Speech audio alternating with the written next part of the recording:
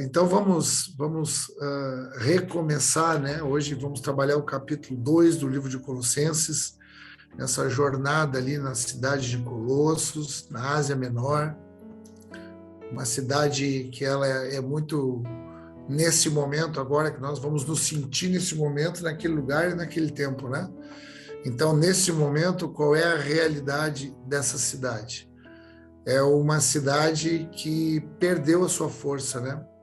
Quando ela participava, quando ela estava debaixo do poderio do Império Grego, ela tinha uma outra magnitude, uma outra expressão como cidade, né? E depois, com a queda do Império Grego e com o apogeu do Império Romano, essa cidade ela vai perdendo a relevância, vai perdendo o significado para o Império Romano. E ela é uma cidade decadente, né? E chega ali a igreja através de Epáfras, que é um conservo, um discípulo, um amado ali de Paulo, reconhecido por Paulo, né? Então ele prega naquela cidade, algumas pessoas ali são reunidas ali pela fé e se junta ali uma igreja, se junta ali um povo ali que confessa a fé em Jesus Cristo e que testemunha a transformação de uma natureza. Então, essa é a realidade, né, desse ambiente, dessa cidade, que está recebendo essa carta vinda através de Epáfras, que Paulo está escrevendo na sua primeira prisão em Roma, uma prisão domiciliar.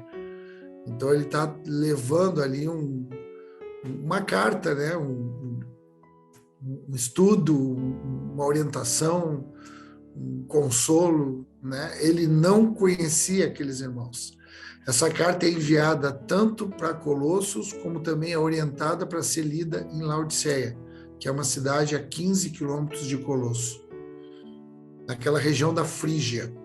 Então, essa é a realidade. Então, nós vimos ali o primeiro capítulo, né, na semana passada, só para fazer uma recapitulação rápida, para nos colocar, né, nessa mesma página, né, na nossa lembrança.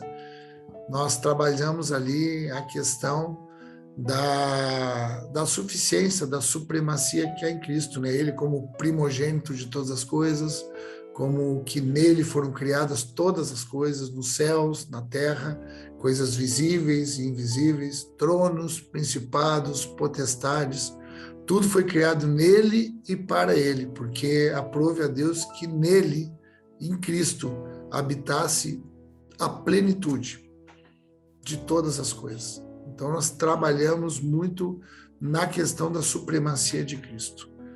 E agora a gente entra num segundo capítulo, que ele vai transitar um pouco, ele vai falar um pouco a respeito de ressurreição, ele vai trabalhar um pouco essa salvação, como que ela ocorreu. Ela vai também trazer uma orientação, vai ser muito bom, né? Porque a gente já ouviu o Samuel trazer uma parte desse capítulo 2 que o Samuel trouxe para nós, né? Então, nós vamos dar uma continuidade aqui nesse trabalho que o Samuel já pôde trazer para nós. Espero que esteja assim muito latente, muito vivo, muito efervescente no nosso coração. Então, nós vamos trabalhar esse capítulo 2. Nós vamos falar hoje dos perigos que está e viver influenciado na nossa mentalidade por aquilo que a nossa carne é sugestionada. Então, nós vamos trabalhar em cima dessa compreensão, dessa consciência. A fé é uma salvação da consciência, é uma renovação de entendimento. Assim que nós conhecemos a Deus, né? Então, nós vamos ouvir o apóstolo Paulo falar bastante sobre isso. Tá travando um pouco a minha imagem? Acho que tá, né? Então, deixa eu vou direto aqui. Tá travando um pouco a minha imagem para vocês aí? Tá travando sim um pouco. Eu não sei se não é minha. Vou sair Só aqui.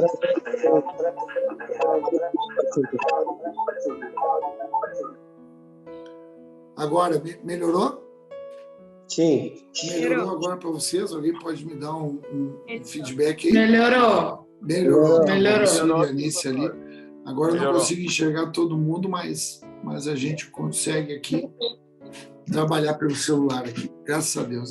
Às vezes dá um probleminha, uma variação, principalmente essa hora da noite. Acho que é muita gente usando aqui o Wi-Fi, né, e dá alguma variação aqui em Porto Alegre. Mas a gente vai conseguir caminhar bem aqui. Eu só não vou conseguir o que eu ia fazer agora. Eu não vou conseguir. Até se alguém, se a Alice conseguir fazer isso para mim, ou o Samuel, o pessoal aí, os universitários aí da tecnologia, se puderem me ajudar, eu tinha preparado aqui para colocar a deusa Cibele de novo, para a gente poder ver aquela expressão ali, principalmente aquela imagem, né? Ela tem como se fosse uma coroa na cabeça, mas é uma fortaleza, né? Então, se a gente conseguisse ali colocar aqui no visual aqui para a gente ver, eu queria que a gente visse um pouquinho, porque nós vamos falar muito sobre isso hoje de noite aqui. Então, não sei se a Alice consegue colocar, mas nós vamos falar dessa questão da mentalidade, né? Essa consciência, né?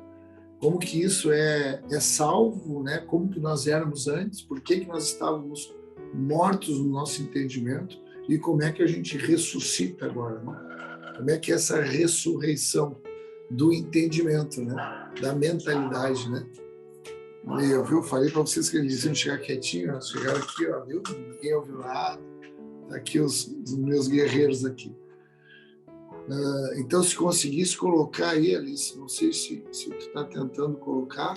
Se não conseguir também, eu acho que na primeira aula, há 2 semanas atrás, a gente colocou ali, a gente conseguiu visualizar, né? Eu tenho até aqui no computador, aqui, dá para fazer uma coisa mais arcaica aqui, mas eu acho que vocês conseguem enxergar. Deixa eu ver. Vamos ver aqui. Consegue enxergar aí? Sim. Então, essa figura dessa fortaleza, assim, desses muros, né, na cabeça dela, na mente dela ali.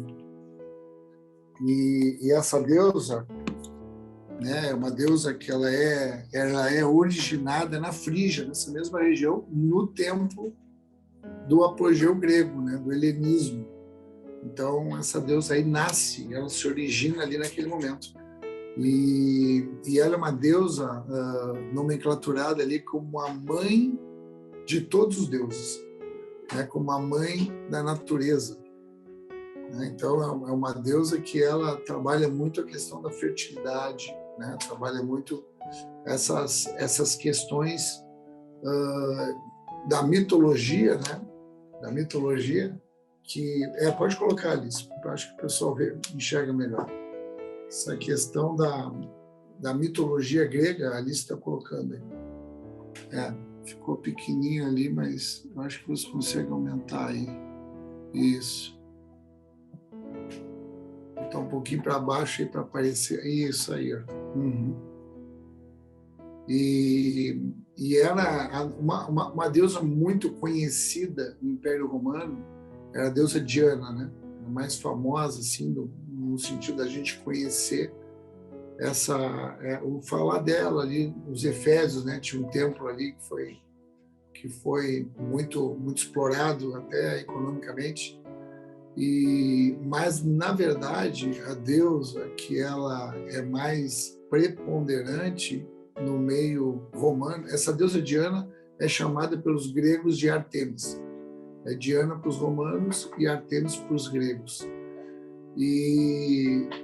Mas para os romanos, essa deusa Cibele, ela tem uma importância maior, porque em Roma, né, tinha um templo muito suntuoso em Roma, porque eles denotavam para o poder divino dessa entidade, dessa potestade, né, ela denotava o poder do apogeu de guerra, né? Por que tinha Roma agora o triunfo sobre tudo? Por que era um império intransponível, né? Um império indestrutível, e eles denotavam para o poder dessa deusa, né?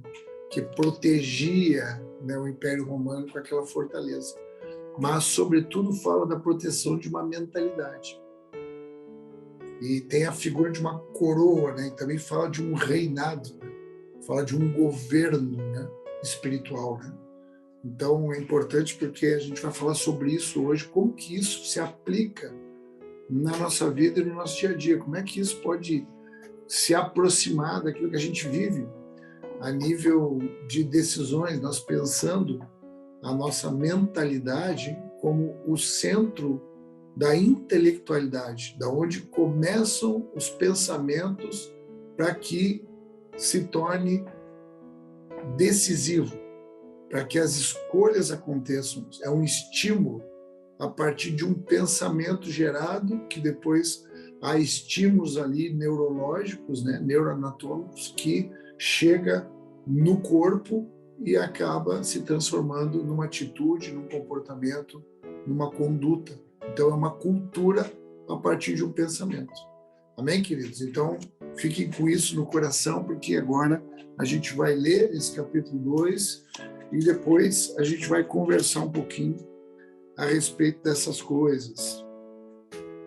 Capítulo 2 do livro de Colossenses.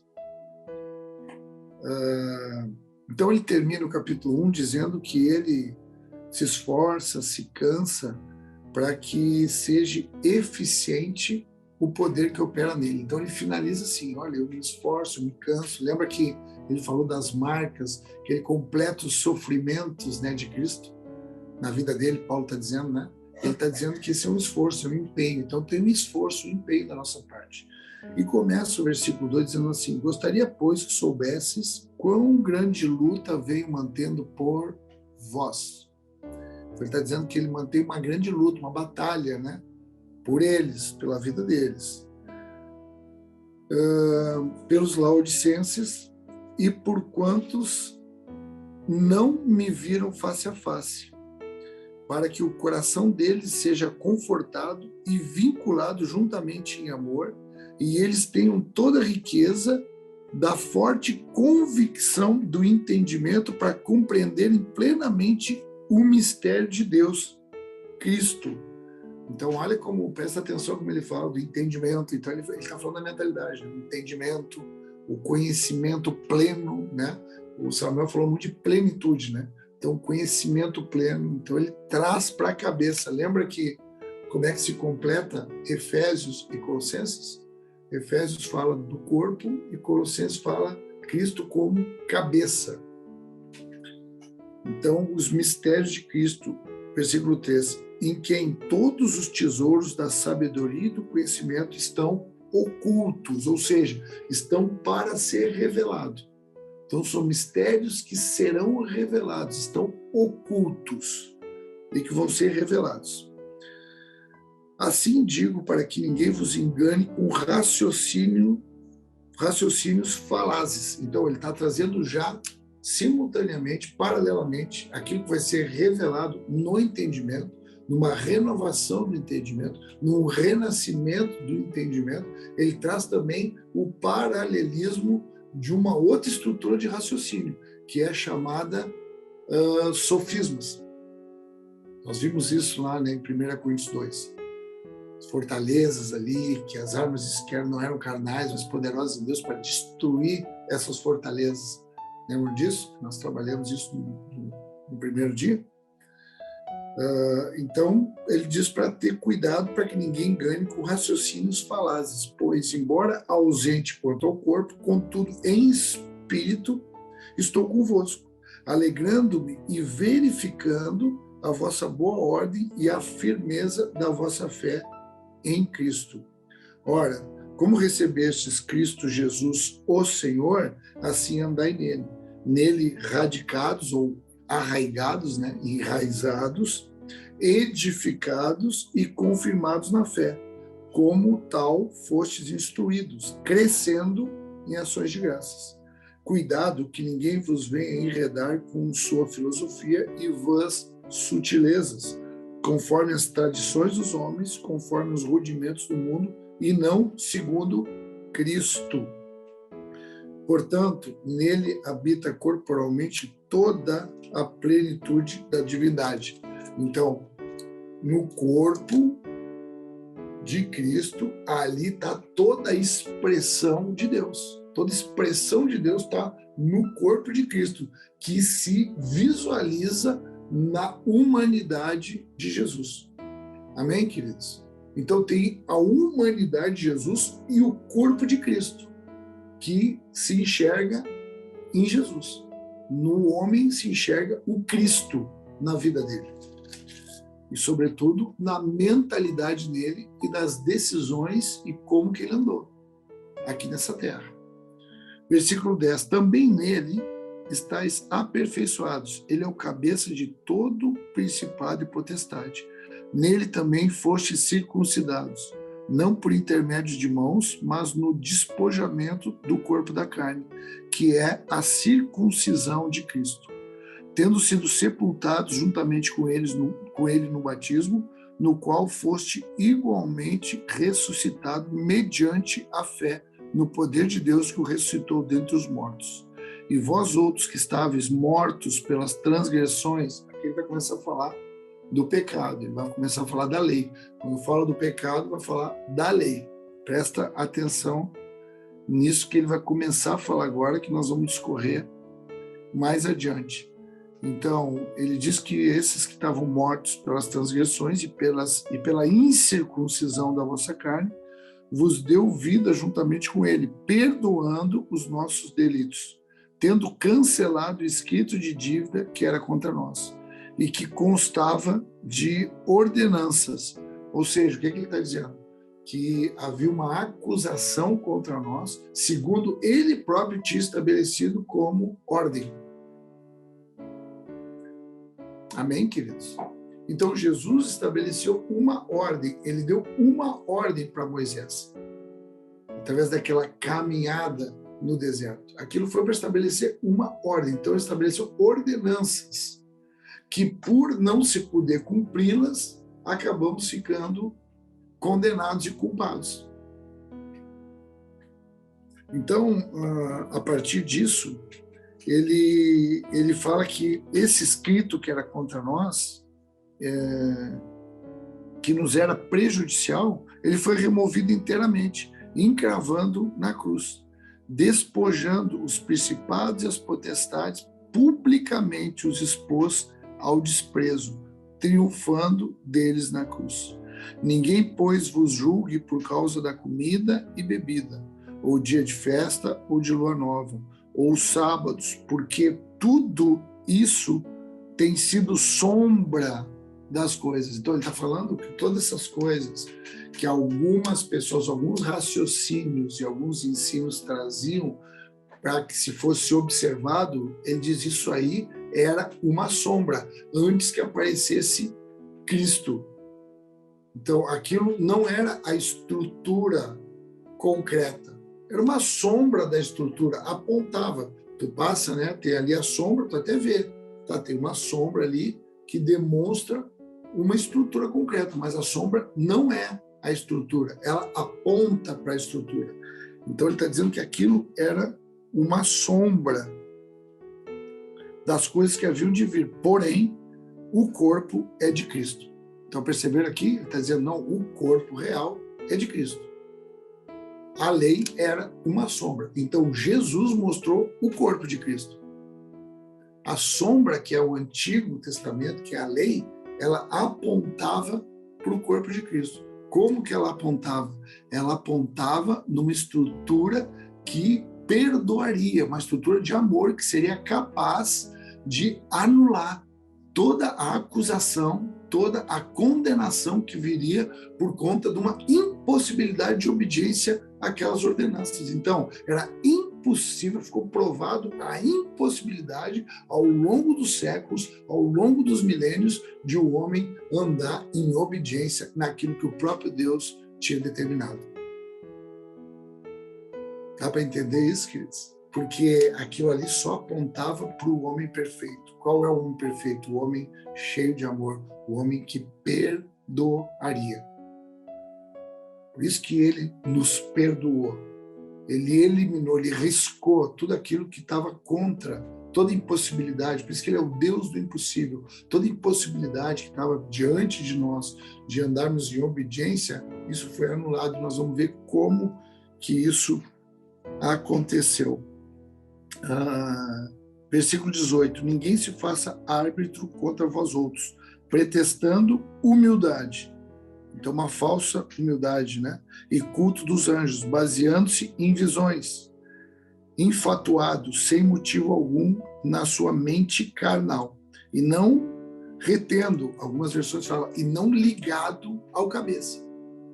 Então, essas orientações, esses raciocínios falazes, eles não estão ligados à mente de Cristo, está ligado à própria carnalidade do homem. É uma ideia, uma doutrina humana.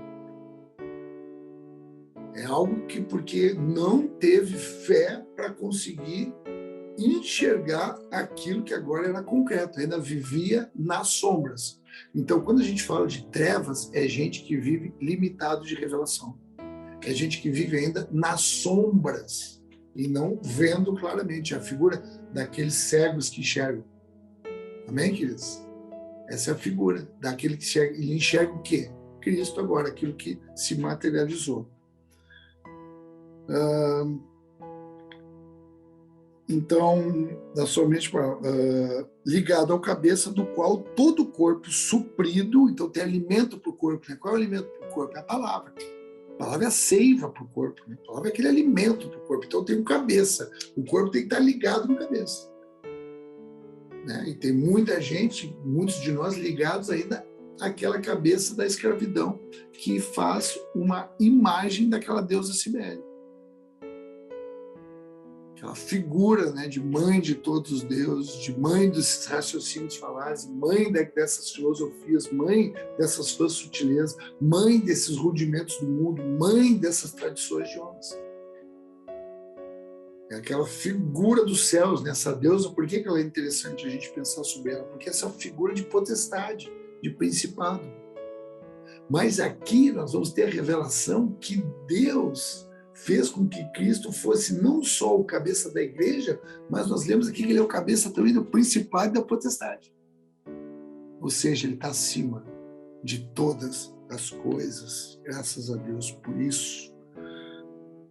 Então, suprido, né, esse corpo, no versículo 19, e bem vinculado por suas juntas, ligamentos, cresce o crescimento que procede de Deus. Então, o que são essas juntas, esses ligamentos? É a comunhão do Espírito. Esse é o corpo, com essas diferenças, né, que a gente ouve o Paulo falar que um é braço, o outro é perna, o outro é olho, o outro e tudo vai se juntando, vinculados. Qual é o vínculo da perfeição? O amor. Então, o amor expressado na vida de Jesus, quando ele é entregue, morre justamente sem pecado, e ele libera o perdão, porque ele é amor, ali começa a ser constituído esse Cristo aqui na Terra, a partir do derramamento do Espírito. Por isso que é o Espírito da comunhão. Então, o Espírito se derrama, e essa é a ressurreição de Cristo. Então, Cristo está ressurreto hoje, aonde? Na vida da igreja. Onde ele é o cabeça, ele é a mente de Cristo, e a igreja vai sendo inserida nele. Como fala lá em João 15, uma alusão, uma videira verdadeira, e nós somos esses ramos enxertados nessa videira que dão frutos e frutos que permanecem. Mas, na verdade, nós estamos enxertados na mente dele. Então nós vamos conhecendo pela fé a mente de Cristo e sabendo quem é Deus, e vamos nos libertando daquela escravidão mental. Por isso que João 8,32 diz: conhecereis a verdade e a verdade vos libertará. Então essa é a expressão desse corpo bem ligado, cresce o crescimento que procede de Deus. Então, esse corpo, esse Cristo, ele vai crescendo, ele vai aumentando, ele vai amadurecendo, ele vai desenvolvendo esse corpo. Mas um crescimento que procede de Deus. Que é um crescimento que não procede de Deus, que procede de raciocínios humanos, procede da nossa carnalidade, que é a figura expressada pela parábola do joio e do trigo. O que é o trigo? O trigo é esse raciocínio que procede de Deus. E o joio é um raciocínio que cresce parecido, cresce junto, mas que não é trigo. Aquilo não foi Deus que plantou.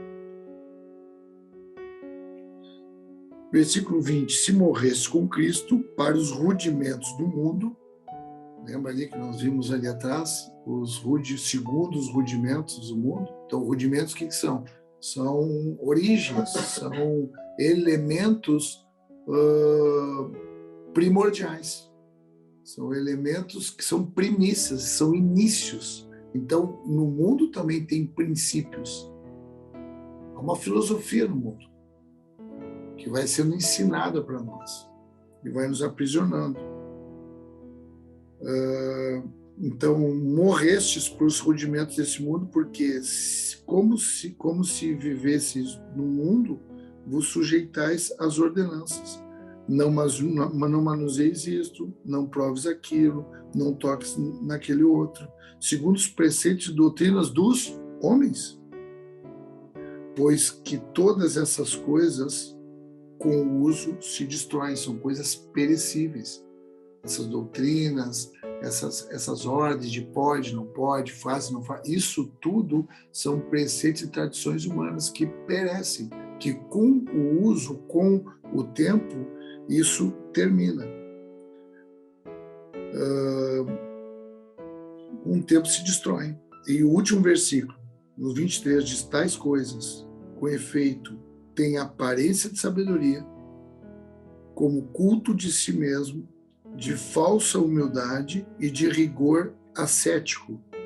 Todavia, não tem valor algum contra a sensualidade.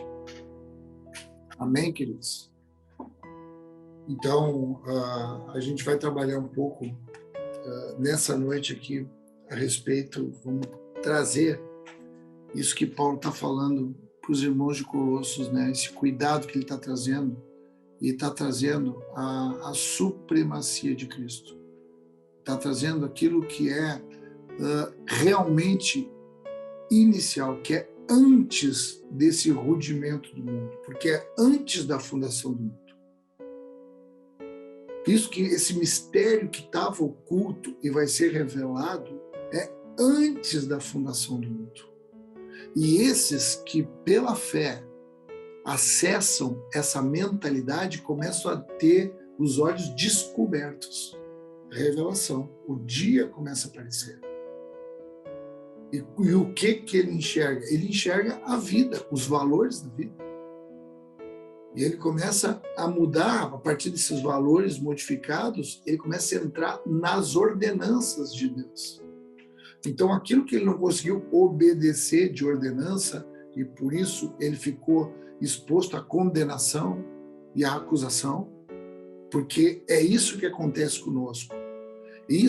Essa é a ação desse principado e potestade. O que é um principado e uma potestade? Está falando de um governo, falando de um reinado. Está falando, nesse caso, né, em outros textos, por exemplo, Tito, ele fala de principado e potestade como um principado, um governo cristão, né?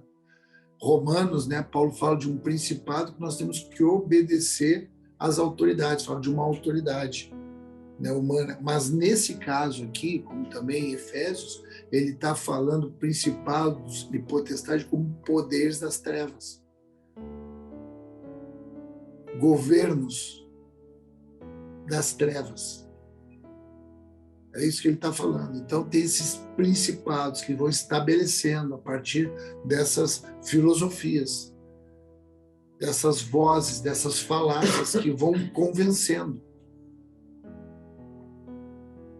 que vão influenciando, que vão gerando sugestões numa mente vulnerável. Só que agora, pela fé, o que acontece? Tu te torna um adorador em espírito e em verdade. Tu é um adorador em espírito e verdade. Esse é o mistério do Filho. Esse é o Filho que adora. Esse é o Filho que reconhece. Por isso que lá em Jeremias 33, versículo 3, diz assim, ó, clama a mim, adorador, e anunciar-te-ei os mistérios. Te responderei coisas grandes e ocultas que não sabes. A revelação. Aí Jeremias já estava dizendo, olha, vai chegar uma hora que isso que hoje é sombra vai ser concreto, vai ser visível. Esse foi Jesus. E hoje é a igreja. E nós somos parte disso. Graças a Deus por isso. Mas nós precisamos entender essa estrutura de salvação. Como que ela aconteceu? Ela não é uma salvação individual. Ela é uma salvação que agora atua coletivamente. É um corpo, é uma família. Agora o Pai Nosso é um Pai que reúne os seus filhos em toda a terra. Em várias partes da terra tem filhos reunidos e eles compõem partes desse corpo onde o cabeça é Cristo. Porque ele vai trazendo a ordem de novo. Por que ele tem a autoridade de trazer a ordem? Porque ele triunfou naquela cruz como um homem. Ele não revidou, ele não trouxe aquilo que a carnalidade dele pedia. A carnalidade de Jesus pedia o que a minha e a tua carnalidade perde, que é retaliação, que é vingança, que é benefício próprio, que é trabalhar pelos nossos próprios interesses, que é exigir os nossos direitos. Ele não fez isso. E aí foi o triunfo dele naquela cruz, aonde ele despojou esses principados e potestades. Qual foi o despojo? O que é despojo? Despojo é uma retirada de algo de valor. É uma retirada, uma alusão numa guerra, quando uma nação ou quando um exército ele prevalecia sobre outro exército, depois da guerra, depois de ter vencido a guerra, ele ia lá e retirava tudo que tinha de valor. Toda a riqueza daquele lugar, toda a riqueza humana, a riqueza material era retirada. Eles tinham o direito de retirar. Então, aquilo que estava aprisionado, que era a vida do homem que estava aprisionado nesse inferno, nessa potestade intelectual, com a vida de Jesus, com o amor de Jesus, com a justiça de Deus na vida de Jesus, confundindo toda a lógica, porque na lógica não era para ele ter sido condenado e ele voluntariamente foi, para que agora ele vencesse pela fé os rudimentos do mundo. Por isso que o que vence o mundo é a nossa fé. Então ele vencendo o mundo, ele ganhou o direito, a legalidade de ir no inferno e despojar do inferno as riquezas, o valor. Quem era o valor que tinha lá? Era a vida do homem, era a minha vida e a tua vida que estava aprisionada naqueles pensamentos, naquela filosofia. Qual filosofia? Uma filosofia carnal. Por isso que nós queríamos o nosso benefício, nós queríamos a nossa proteção. A segurança que nós tínhamos é naquilo que nós mesmos poderíamos construir de fortaleza. Então a gente construía fortaleza estética, fortaleza material, fortaleza intelectual, mas que não provinha de Deus. Era a origem disso, o rudimento disso era o medo. Era uma fé ignorante. Mas agora a gente ganha a iluminação. E agora a gente começa a andar de outra forma. É outra maneira de andar, outra maneira de pensar, outra maneira de se comportar. Por isso que Paulo luta veementemente contra qualquer coisa que queira trazer para a fé em Cristo Jesus, para que a gente possa ser justificado. A justificação é única, exclusivamente pelo sangue de Jesus naquela cruz. ali que nós somos perdoados, ali que nós somos justificados, ali que toda aquela prisão que fazia com que nós buscássemos o nosso interesse, depois nos sentíssemos acusados, condenados. Essa é a arma das potestades e principados. É nós estando fora de Cristo, do corpo de Cristo, ou fazendo uma alusão, né, ovelhas longe do rebanho, a gente fica exposto a quê? A condenação de dia e de noite. E agora, não há mais nenhuma condenação para aqueles que estão em Cristo Jesus, é o que fala em Romanos 8. Então, nós inseridos agora nessa mentalidade, ganhando agora essa estrutura de entendimento, conhecendo a Deus e assumindo agora as nossas responsabilidades, nós começamos a ser participantes dessas juntas, dessas ligaduras, desse corpo de Cristo na Terra. Essa é a ressurreição. Isso é Jesus aparecendo agora como cabeça desse corpo. E isso é maravilhoso demais para nós, queridos. E é isso que Paulo está falando. E aí ele trabalha algumas coisas que eu quero que a gente possa anotar aqui, para a gente poder ter cuidado mesmo, para isso ser o conhecimento e também oração da gente. Porque ele fala ali, do versículo 16 ao versículo 17 ali, ele fala do perigo do legalismo. Então escreve aí, legalismo. Que é fazer alguma coisa visível ou pegar alguma coisa que a gente está vendo e, diante daquilo ali, trazer juízo, acusar.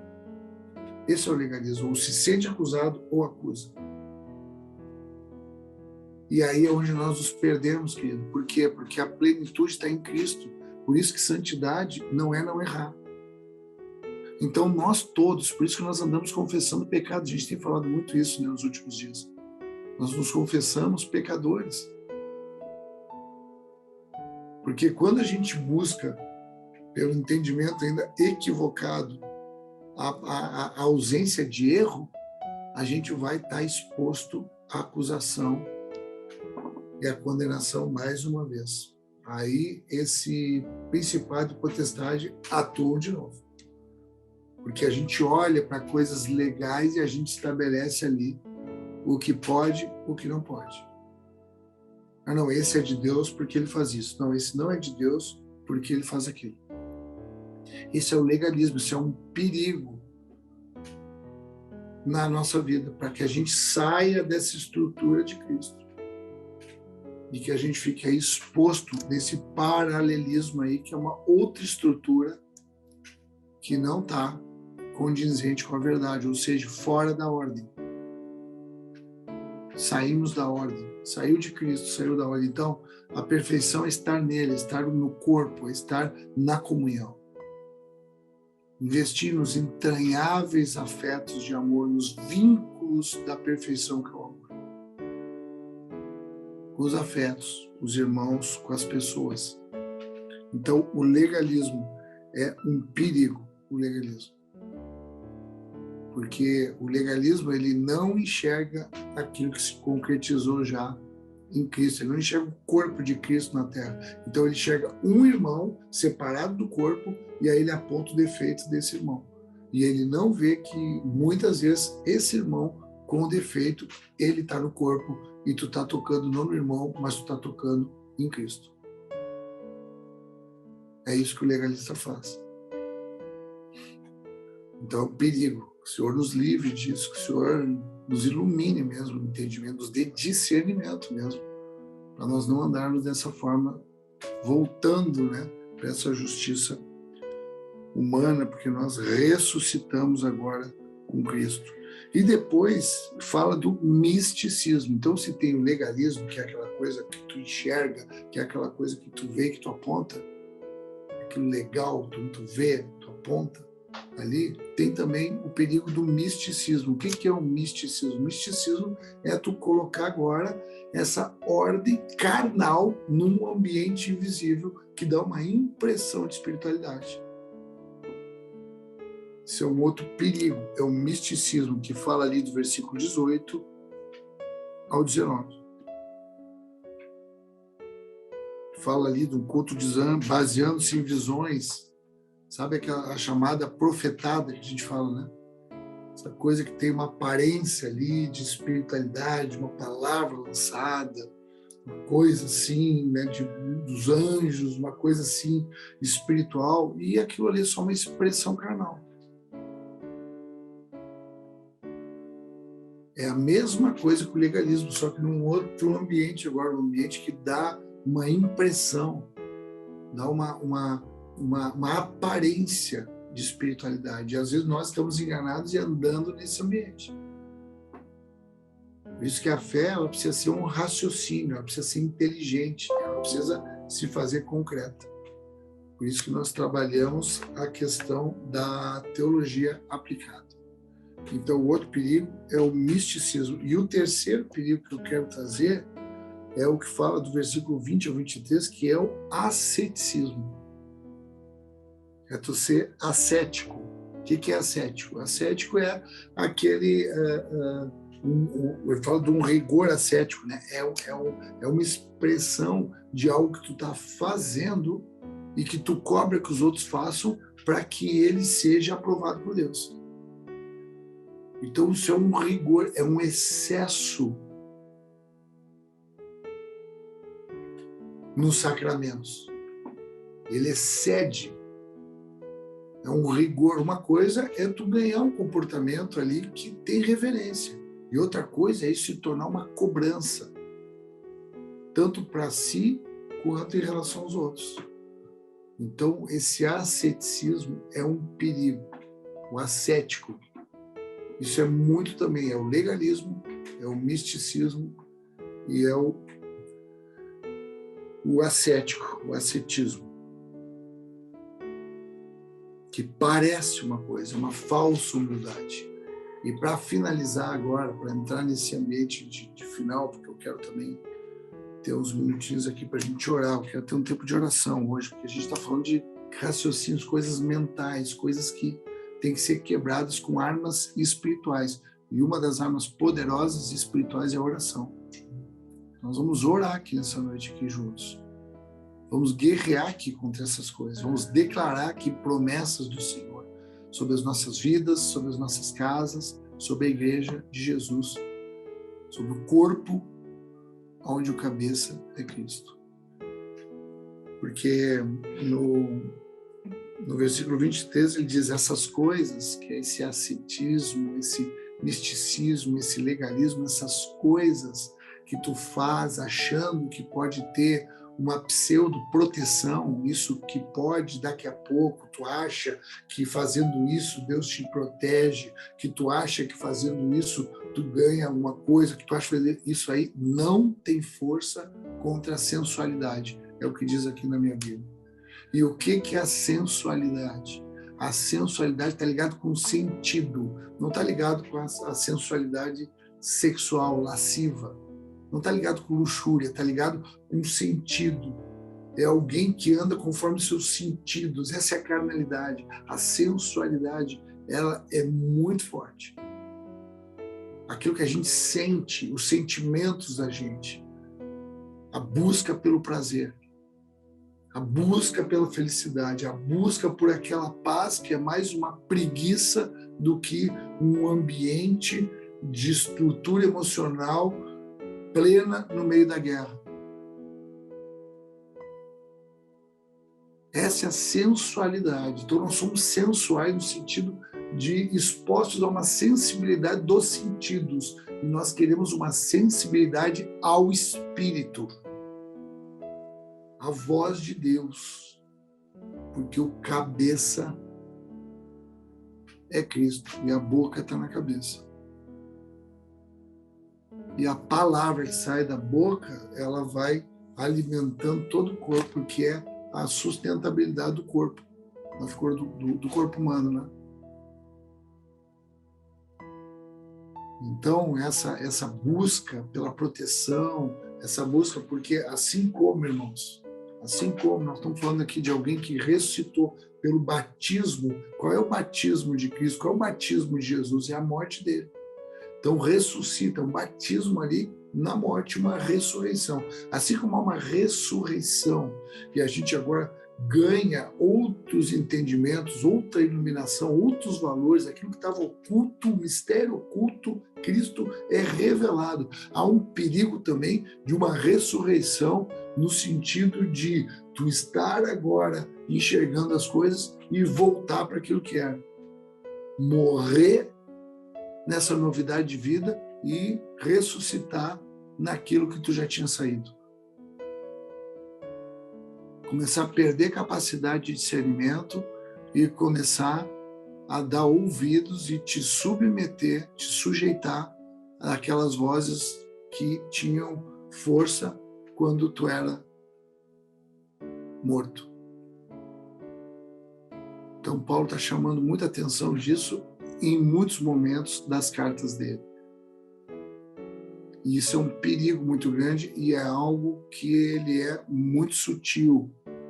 É um fermento, nós não nos damos conta dessas coisas. Nós achamos que estamos muito bem, achamos que estamos aí porque são coisas que têm uma aparência, então nós achamos, nós presumimos esse sofisma entra no nosso coração, no nosso entendimento, nós ganhamos ali, é uma estrutura paralela à verdade. A mentira não é uma estrutura totalmente dissociada da verdade, é uma estrutura que anda paralelamente, algo muito parecido, e a gente às vezes está nesse ambiente de solidão e de autossuficiência e precisamos ter o nosso coração iluminado, precisamos acessar de novo o perdão que veio do amor de Jesus naquela cruz, para que a gente possa se arrepender e retornar para o nosso lugar, que é o corpo de Cristo. Nosso lugar, o teu lugar é o corpo de Cristo.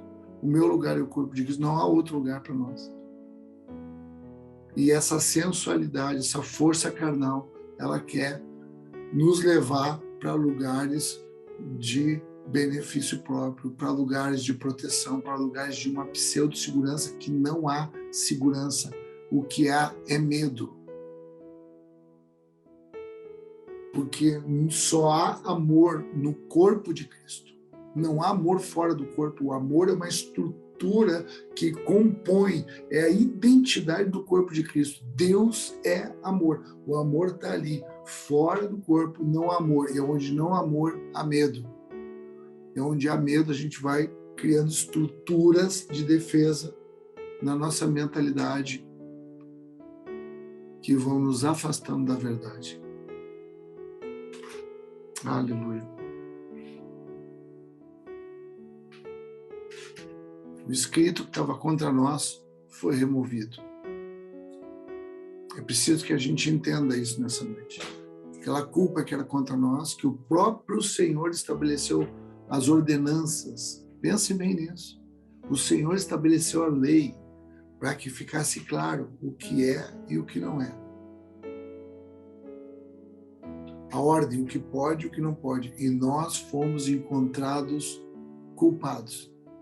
Por isso que nós éramos alvo de condenação, alvo de acusação. Agora, quando chegou aquilo que era concreto, aquilo que era perfeito, que era Jesus, expressando o Cristo de Deus, o Cordeiro de Deus, toda aquela culpa ela foi eliminada, porque ele tirou o pecado do mundo. Aquilo que ofendia a ordem de Deus, que nós fazíamos, foi perdoado completamente. E agora, na relação do corpo, a gente vai conhecendo Deus. E a gente vai crescendo o crescimento que procede de Deus. A gente quer orar aqui nessa noite, que a gente não quer crescer outro crescimento que não seja o que procede de Deus. Vai orando aí nessa noite. Vai orando aí nessa noite. Eu não quero crescer em outro lugar. Às vezes a gente cresce em outros lugares. Às vezes a gente prospera em outros lugares. Nós queremos, Senhor, o crescimento que procede de Ti. O crescimento que procede do corpo, o Teu corpo, o corpo que Tu reúne. Não é o corpo que nós reunimos, não é a estrutura que nós montamos pela nossa sensualidade, pelos nossos sentidos, pela nossa cabeça, pela nossa ganância, pela nossa cobiça. Ô Espírito Santo, em nome de Jesus, nós nos prostramos aqui, Senhor, diante do teu poderio, diante do teu Cristo, diante da tua palavra. Nós não queremos andar prostrados das deusas Cibélias aí, Senhor. Não queremos andar prostrados e influenciados por esses raciocínios falazes, por essas vãs filosofias, por essas sutilezas, pelos rudimentos do mundo e por tradições de homens. Senhor, livra-nos, Senhor. Que nós possamos morrer, Senhor, para essas coisas e ressuscitar com o teu Cristo. Ressuscitar nele, Senhor, com esse entendimento, com esse pensamento. Livra-nos do engano, livra os meus irmãos do engano, Senhor. Livra a minha vida do engano, Senhor. Nos traz para esse lugar seguro que é a tua presença, que é os teus braços. Nos deixa humilhados, Senhor, debaixo da tua poderosa mão, Pai. Não deixa a gente sair se exaltando, não deixa a gente sair fazendo as coisas. Nos ajuda a esperar com esperança, Senhor, para que tu, no teu devido tempo, tu execute o que tem que ser executado, Pai. Em nome de Jesus, arranca o medo do nosso coração, arranca a ansiedade que provém do medo, arranca essa inquietação e nos deixa, Pai, guardados, Pai, naquilo que tu já preparou para cada um de nós. Nos faz esses adoradores que adoram em espírito e em verdade, Senhor.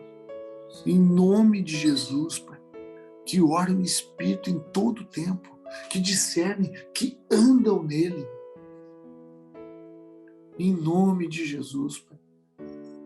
Só tu pode nos livrar, Pai, dessas fortalezas, Pai, intelectuais da nossa própria imaginação. Oh, Senhor. Oh, Senhor, a segurança está em ti, Pai, está no teu corpo. Aleluia. Tu deu cabeça, Senhor, que é o Cristo, e tu deu corpo, que é a igreja. E a igreja é o corpo de Cristo, Senhor. Nos deixa andar nesse corpo, Pai. Cuida da nossa vida, ilumina o nosso entendimento, nos faz esses adoradores que clamam a Ti e que Tu responde aquilo que está oculto, os mistérios do Teu Cristo. Não nos deixa sair dessa simplicidade, dessa humildade verdadeira.